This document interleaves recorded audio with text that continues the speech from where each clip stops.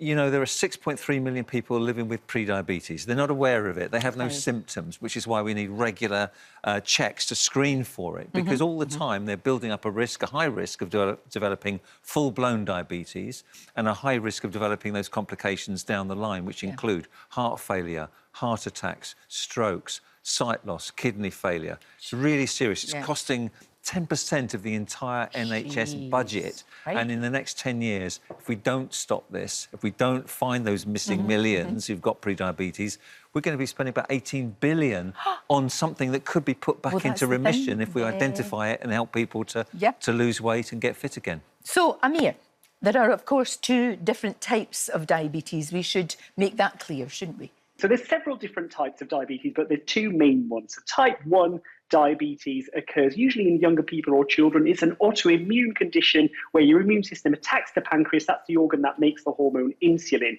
and it stops it from making insulin. So your blood sugars go up because the insulin is not there to counteract them, and you get type 1 diabetes. And usually you need insulin injections to correct that. Type 2 diabetes is the more common one. It usually affects adults. It's a combination of genetics and lifestyle factors.